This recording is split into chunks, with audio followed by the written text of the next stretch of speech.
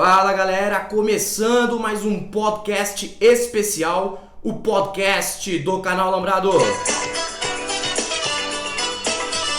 Bom, hoje estamos aqui com mais um entrevistado, uma honra, um professor hoje em dia, ele que completou 39 anos ontem, é um cara aí do signo de Libra, quem gosta de horóscopo. Ele é um dos rostos da ESPN, do jornalismo esportivo da ESPN. Atualmente professor, tá sendo meu professor do curso de jornalismo lá do Pretzel. E o cara que achou o seu público e está galgando a 400 mil inscritos no YouTube. Hoje estou aqui com Jorge Nicola. Nicola, muito obrigado por esse tempo que você reservou aqui pra gente bater um papo. Tenho algumas perguntas, algumas dúvidas sobre sua carreira e sua vida. E eu queria tirar contigo aqui hoje no canal Alambrado. Prazer é tudo meu, um abraço para todo mundo que acompanha o canal Alambrado e vamos conversar. Show. Ô, Nicola, você achou um público, um nicho de mercado para falar de jornalismo que é um público que gosta mais de saber de números, de salários, e você achou essas informações. A curiosidade que eu tenho não é nem se isso é ético, não é. A gente sabe que o jornalismo ele é baseado em informações, e principalmente informações verdadeiras. Como você não cair nas armadilhas de fontes erradas para dar uma informação errada sobre, principalmente, salário? E acontece com mais frequência do que você pode imaginar. Por mais que às vezes a sua fonte seja extremamente segura, você confie, às vezes ela tem informação errada, às vezes ela ouviu algo errado, às vezes ela te usa. E essa é a nossa grande questão, a minha grande questão no dia a dia, é como trazer as informações mais certas possíveis. Em relação ao salário que você perguntou, eu sempre tento ouvir mais de uma pessoa. E essa é uma grande vantagem que eu tenho hoje em relação ao meu início de carreira. Comecei em 2000, quando eu me mudo para o site da Gazeta Esportiva, ainda como estagiário, estudava na Casper Libero e naquela época eu tinha pouquíssimo acesso a pouquíssima gente. Hoje, por conta de estar na TV, por conta de ter um nome conhecido, uma cara conhecida, as portas se abriram e eu consigo, por exemplo, para checar o salário do Dedé, eu sou capaz de conversar com o empresário dele, que pode não confirmar. Eu consigo falar com um setorista do Cruzeiro de bastante tempo. Eu consigo falar com um assessor de imprensa do Cruzeiro para destacar a importância de saber o valor dessa grana. Consigo fazer pesquisas na internet. Então, a ideia é para tentar trazer um número mais próximo possível é conversar com o máximo de gente. E o fato de ter bastante fonte ajuda. Nicola, você está chegando a 400 mil inscritos no YouTube. Isso é uma marca muito grande para um jornalista. Claro que a ESPN impulsiona isso, o seu trabalho impulsiona isso e tal. Mas é uma marca muito grande. Primeiro, para as pessoas acreditarem no que a pessoa fala, primeiro ela tem que ter paixão e ter fontes. Voltando um pouco, você lembra quando você se apaixonou pelo esporte para você querer ser um jornalista esportivo? Essa pergunta é curiosa porque em boa parte do meu colegial, a minha dúvida era o que eu vou fazer da minha vida. Eu queria ser jogador de futebol, mas não tinha competência para tal. Em algum momento pensei em pegar onda, mas também não tinha o talento para ser um surfista profissional. E minha mãe queria que eu fosse dentista, até porque meus pais são dentistas, e eu não me via arrancando dente, extraindo, fazendo obturação, sangue, não era pra mim. Terrível. Aí depois minha mãe sugeriu ser advogado, também não gostei da ideia, e aí comecei a colocar na cabeça que eu queria estar perto do futebol, porque era uma coisa que eu adorava, então eventualmente trabalhar com jornalismo esportivo. Aí eu falei, educação física não é pra mim, não vou ficar perto do jornalismo esportivo. Aí eu decidi entrar na faculdade, passei na Casper Libero em 99 com essa ideia de fazer jornalismo esportivo. A forma de apuração, de descobrir informações, de cair nesse nicho que você destacou, dos salários, dos números, isso tudo foi acontecendo, não era algo planejado. O que eu me planejava quando eu entrei na faculdade era trabalhar com jornalismo esportivo. Cara, que legal. Eu gosto de fazer essas perguntas porque eu fui criado por um pai que ama rádio. Até hoje ele coloca a TV no mudo e fica estudando pela Rádio Bandeirantes ou por onde a gente estiver transmitindo. E eu tenho essa essência do rádio que eu gosto. Eu cresci, que nem o curso que a gente faz lá com você, com o Pretzel, com o Eduardo Afonso e mais outras pessoas. Vamos seguir o podcast aqui, acabou a luz aqui na ESPN. E aí galera, a energia caiu, eu sei. Ficamos só 35 segundos sem a luz, tá? Ela vai voltar. Aproveite esse tempinho, já se inscreva aqui no nosso canal e deixe seu like, tá bom? Vai voltar a energia agora e continue a entrevista com Jorge Nicola. Valeu, pessoal! Eu cresci escutando José Silvério, Pretzel, Quesada, Zaidan. Eu sempre escutei muito eles. Então, baseado nisso, onde foi o estralo que você falou, o jornalismo esportivo tem várias vertentes. Onde eu quero me comunicar com as pessoas? Meio que aconteceu. Assim como você, eu comecei a me apaixonar de fato pelo jornalismo esportivo no rádio, porque meu pai português veio pra cá muito cedo, me levava a estádios desde pequeno e foi uma paixão que eu fui desenvolvendo como torcedor da Portuguesa, de ir no Canindé, e a gente ia ouvindo rádio, voltava ouvindo rádio. Meu pai sempre foi um cara também de ouvir muito rádio. Não chegava a esse extremo de assistir a TV ouvindo rádio, mas era um cara muito viciado em rádio, de ouvir o Milton Neves ao longo de todo domingo. Então eu me imaginei trabalhando com jornalismo esportivo, mas eu nunca parei para pensar, bom, eu quero trabalhar com TV, ou eu quero ser um cara do rádio, ou eu quero trabalhar com um jornal. As coisas aconteceram, eu entrei na Casper Libero, logo no meu segundo ano de faculdade eu passei num estágio para a GazeteEsportiva.net. A partir daí comecei a escrever, aprender, errar, melhorar texto. E minha carreira foi indo por um caminho que eu não vi uma mudança em relação ao jornalismo escrito. Seja de internet, seja de jornal, porque depois do site da Gazeta Esportiva eu fui para o jornal GazeteEsportiva.net, para o jornal Gazeta Esportiva que fechou, depois eu voltei para o site, depois eu fui para o Diário de São Paulo. Eu fiz a maior parte da minha primeira carreira só voltada a escrever. E quanto mais você escreve, mais você é conhecido como jornalista da parte escrita e mais você se distancia dos outros meios, né? A TV acontece porque o João Carlos Albuquerque, o João Canalha, que infelizmente não está mais com a gente aqui, mas é grande gênio, né, cara? Um gênio, um apresentador sensacional, um cara de ótimas sacadas. Ele lia minha coluna no Diário de São Paulo quase todos os dias no programa aqui ao meio-dia. E de tanto que ele leu, de tanto que ele lia, os caras tiveram a sugestão de trazer um dia eu para participar do programa. Eu vim a primeira vez, a gente conversou, participou, comecei a vir com mais frequência, até que em 2015 eu passo a ser um cara fixo aqui. Isso sem perder minha essência de escrever, de apurar, de trazer informação exclusiva, é o que eu gosto, o que eu mais gosto no jornalismo, é de ter a informação que os outros não têm, dar a informação primeiro do que os meus concorrentes. Investigador, né? É basicamente porque eu adoro isso, então eu adoro me comunicar com as pessoas, ligar, tentar descobrir, tá acontecendo isso aqui, deixa eu tentar entender essa história. E a partir daí que as outras coisas acontecem, a partir daí que a primeira Rádio Bradesco Esportes FM me chama, depois eu vou para a Rádio Bandeirantes, onde eu estou até hoje, o blog veio nessa carona, e desde novembro/dezembro, comecei estreando dia 29 de novembro, quase dezembro, eu estreiei o canal no YouTube. Era uma coisa que eu não tinha a mínima noção de onde iria dar, e hoje, menos de um ano depois, são 356 mil inscritos, caminhando para os 400 mil, uma das redes, um dos meios onde a interatividade é maior, porque o YouTube permite essa interatividade com a live, com o comentário, com compartilhamento, onde há um envolvimento muito grande e uma reciprocidade. Por exemplo, o Twitter é a rede da discórdia, né? Onde as pessoas se odeiam, se xingam. Sim. O Instagram menos. O YouTube, eu vivo meio que um sonho, porque é tudo muito bacana lá. Uma bolha, uma bolha, porque é tudo muito bacana, as coisas funcionam muito bem, os vídeos têm repercutido demais. Eu não tinha a mínima ideia de que bateria esses 350 e tantos mil inscritos em tão pouco tempo. Já teve vídeo com mais de 1 milhão de views, um vídeo sobre os salários dos jogadores, foi sobre os salários dos 17 jogadores 17 jogadores brasileiros mais bem pagos do futebol do país, e por aí vai. Cara, que legal. Eu sempre começo falando primeiro sobre o Nicola, para depois falar sobre o futebol, o esporte que a pessoa domina. O que significa? Você começou em 2015, você disse aqui na ESPN. E é bem claro, né? Quem é visto é lembrado, né? Sim. Tá na coluna ali, né? Bem legal a história. Mas o que significa para você hoje, com 4 anos de comunicador, o que significa para você hoje ser um comunicador e tá entrando nas casas das pessoas para falar sobre futebol? Cara, é espetacular. Hoje eu tava vindo para cá e um carro da Guarda Civil Metropolitana tava na minha frente, né? Aí eu dei a seta e entrei, aí o cara deu uma reclamada que eu só dei a seta depois de ter entrado, né? Aí a gente estacionou um do lado do outro, eu olhei pra ele e tal, falei, desculpa, ele falou, pô, é você mesmo que eu tô pensando? Eu falei, quem? Nicola, eu falei, sou, pô, eu vejo, aí ele tira o celular assim, pô, te vejo no canal, te vejo na ESPN, pô, que legal, te vejo.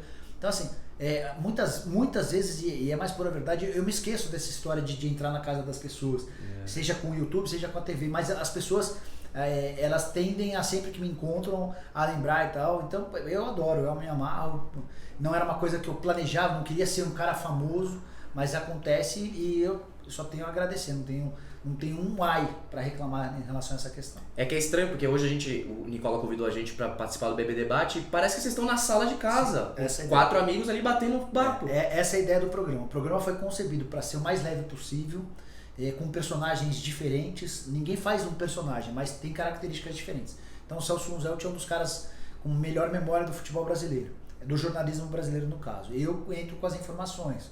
O Rômulo, que já nem tá mais fixo, mas era o cara da irreverência, o cara da descontração. E que entende de outros esportes também, né? E traz toda hora esse tipo de informação. O Léo, que conhece tudo de futebol internacional. E o Bruno numa abordagem bem leve e tal. Então a ideia é essa, que a gente se sinta em casa e que o cara que está assistindo a gente se sinta parte dessa casa. Passando agora um pouco pra parte do futebol. Você é de 80, né? Fez 39, de 80. Qual que é a tua maior saudade do futebol? Que coisa que você deixou de assistir, que você gostava de frequentar? Tem uma saudade do futebol, cara? Deixa eu pensar.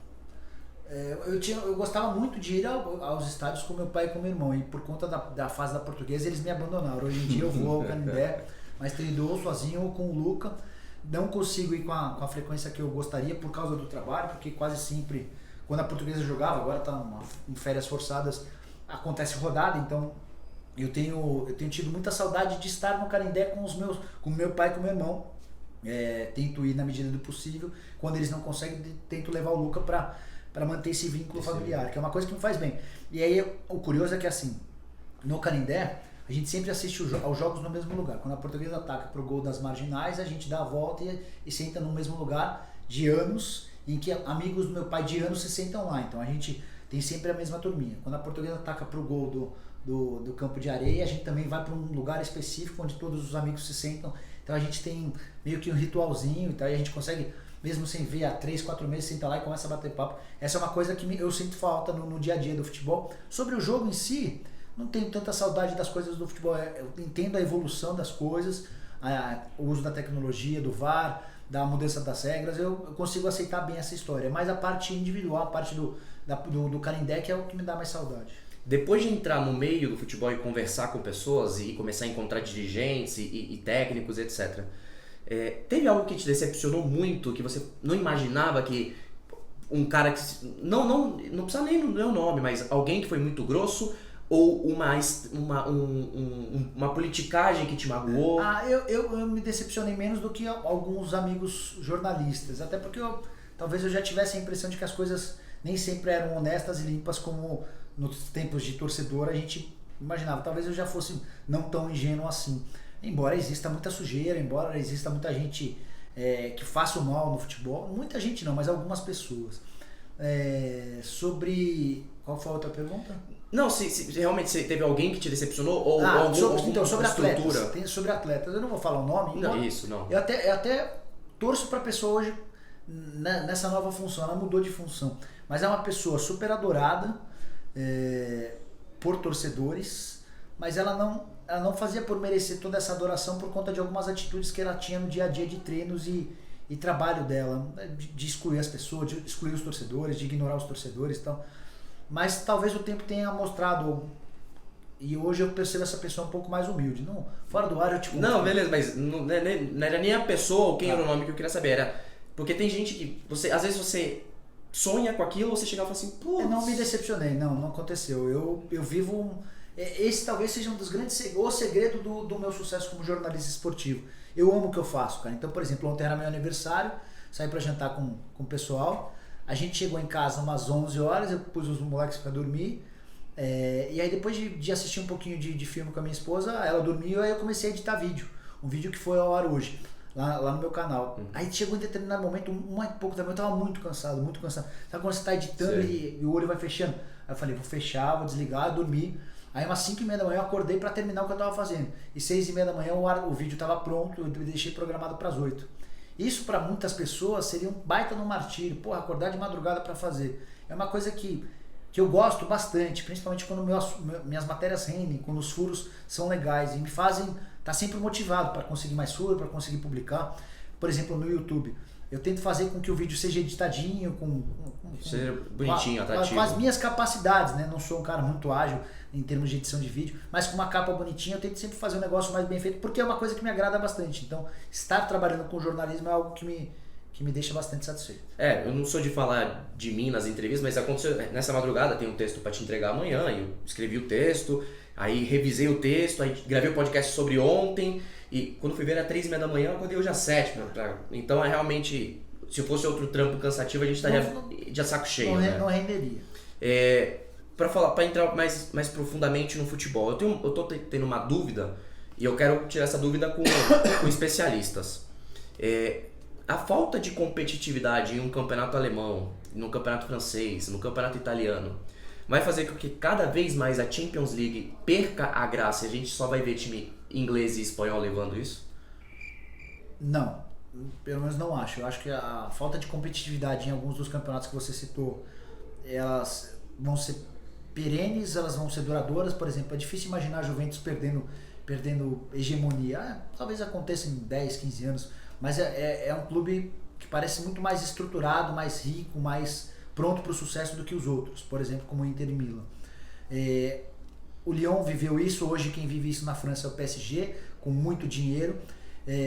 Então, assim, nos campeonatos nacionais eu consigo enxergar algumas bolhas, alguns clubes muito diferentes, mas exatamente por conta dessa hegemonia nacional é que eu não consigo enxergar isso para a Champions. Eu acho que a Champions vai ser sempre uma guerra de foice, porque vai ser o mais rico da Itália brigando contra o mais rico da França, brigando contra os dois mais ricos da Espanha, e diante dessa disputa de riqueza com os clubes da Inglaterra que você citou, eu consigo ser capaz de enxergar uma Champions League sendo equilibrada. Mas não atrapalha eles estarem jogando com um time que eles sempre ganham para chegar na Champions e estar menos seria separado? Muito mais legal se os campeonatos nacionais fossem mais equilibrados, como é o brasileiro. Embora essa história esteja sendo cada vez menos verdadeira, né? A gente falava em 12 times que brigam, esquece.